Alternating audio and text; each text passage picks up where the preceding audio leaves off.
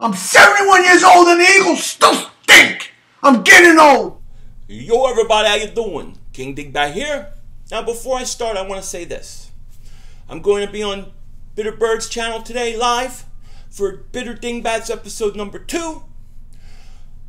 I'm sure Bitter Birds, as well as Philly 500, are feeling pretty bitter after that 4th and 8 call by Doug Peterson, and pretty dingbatish about the 61-yard field goal. We're the Bitter Dingbats. A beautiful thing.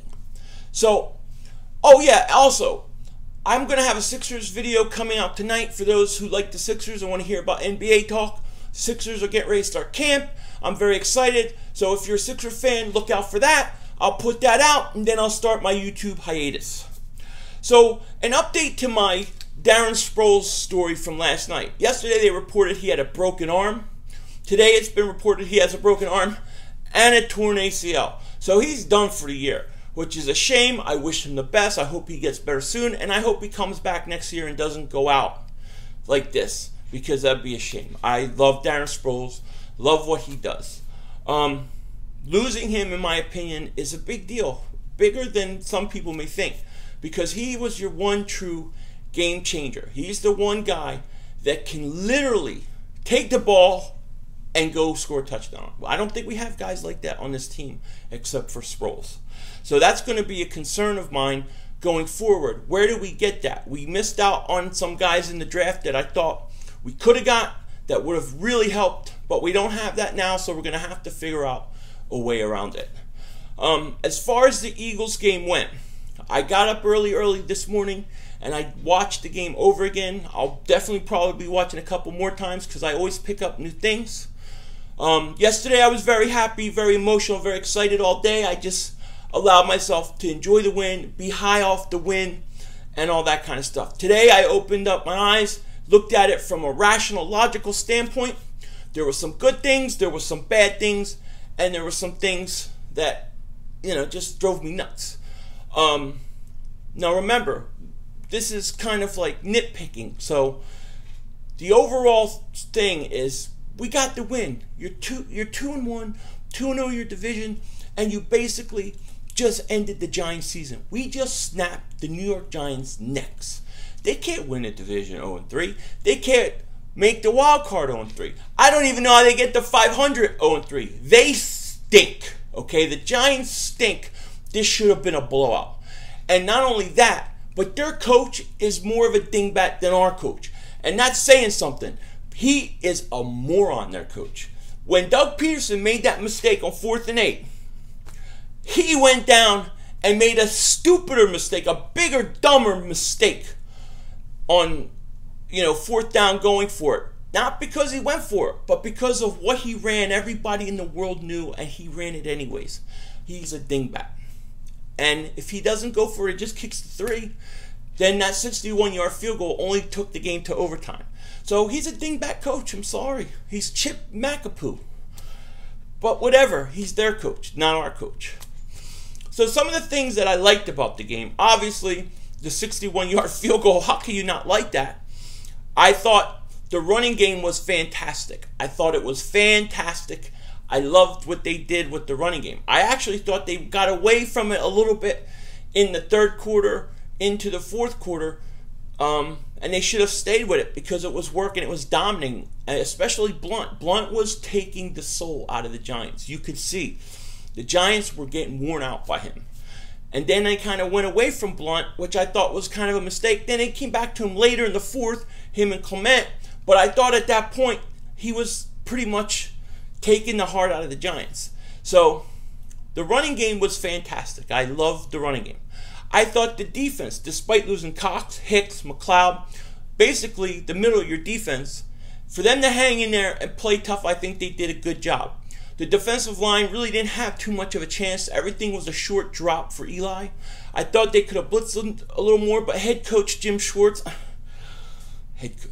defensive coordinator Jim Schwartz is doing a pretty good job. I thought he bailed out head coach Doug Peterson yesterday, to be honest, with his defense. And I thought that they did a pretty good job. Overall, for how hurt they were, I thought the defense hung in there pretty good. So I was glad to see that. Carson, I thought, was okay. I love the way he can improvise and get away from guys and do those kind of things. It is very Randall Cunningham-ish, and I like to see it. He has to work on his deep ball, his accuracy on some of his throws, because he's missing guys for touchdowns, and those touchdowns would blow games wide open. Now, he's young. I'm not worried about it yet because he's only a second-year quarterback in the third week of his second season. He has to have time to get going, to get better, and that'll happen. But, you know, if this was year 3 and it's the same thing, I would start to worry. He's got to get better. I'm sure it'll come. He's got to work it out. All these young guys have something to work on. He definitely has to work on his accuracy. But I thought overall he was all right. He didn't fumble the ball. He didn't give the ball away to the Giants like Zach Ertz did, which was a horrible fumble, which if the Eagles would have lost, it would have started right there. That was atrocious. I didn't think Ertz had his best game yesterday. Look, they got through it. They fell down 21-14, and really the play that really saved them was the big pass interference call. Let's face it, that pass interference call was a huge move for them. Then they get to Clement the touchdown, and hey, it was a great way to respond. I like the way the Eagles fight. I think they keep fighting. I think as long as Carson's the quarterback, they're going to fight, and you can see that his personality, his fight rubs off on the team, and that's what I like about him. A lot of injuries. Definitely I didn't like. I didn't like most of all, and after 3 weeks, the thing that scares me the most about this team is the head coach, Doug Peterson. I do not like his play calling. I do not like some of the things he does. I have a theory on him that he doesn't have a feel for the game because he bases everything on that chart he has. He fills out his chart during a week. You know, Blunt gets 12 carries, right? Wendell Smallwood, 12 carries. Clement, 6. Everybody's got even amount of carries, right? So he makes sure he sticks with it. That's why you'll see, like, Blunt running good, take him out. Because the chart says he's got too many carries at this point in the game. So it's those kind of things I think he's doing too much. And I think he misses a feel for the game, what's working at the time. That's why you see momentum, things happening that are momentum for the Eagles all of a sudden just stop. Because he just stops it. And you're like, why did he do that? He just stopped their momentum. Why would he do it? It's working. Because I think he follows that chart. That's my theory. I'm a conspiracy theorist at heart. But that's what I think he does. I think he doesn't have a feel for the game during the game when it's working. And that scares me. Like that 4th and 8.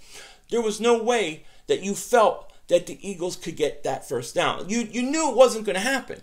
And then on top of it, Carson takes a bad sack, which is even worse. But they should have punted. They should have pinned him back. But those are the kind of things, in my opinion, that he does that I don't like. I don't think Doug Peterson has a feel for the game, and that scares me. I don't like some of his play calling. There's like 3 or 4 plays that he could have literally cost this team the game. And, you know, in spite of that, the Eagles were able to win. That's how I kind of look at it. In spite of some boneheaded play calling, they still won. Now, am I trying to put him on the chopping block? No. For all those Doug Peterson defenders, I'm not trying to trash him. I'm nitpicking here. I'm telling you what I think because it's the truth of what I think.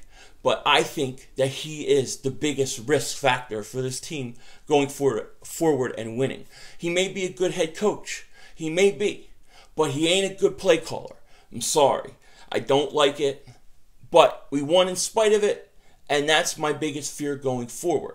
So hopefully he can get better too as the year goes, like Carson Wentz gets better. But you know what? He's a head coach. He's been assistant for a long time.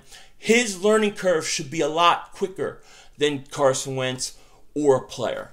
So hopefully he gets it going. But in the end, look, in the end, the Eagles are 2-1. And they're 2-0 in the division, and that's what matters. I hope Doug Peterson figures it out. I hope they keep improving, and I hope we keep winning. That's what I want most of all. So that's kind of how I saw the game in a nutshell. On to the Chargers. We got a big game out west. We can't take this team lightly. They're 0-3 and they're going to be desperate for a win. And to lose to them next week after winning this game the way we did would be a horrible thing. So with that said, I hope everybody has a good day. Enjoy the win. Enjoy your week. Take care. I'll talk to you later. And don't be a dingbat.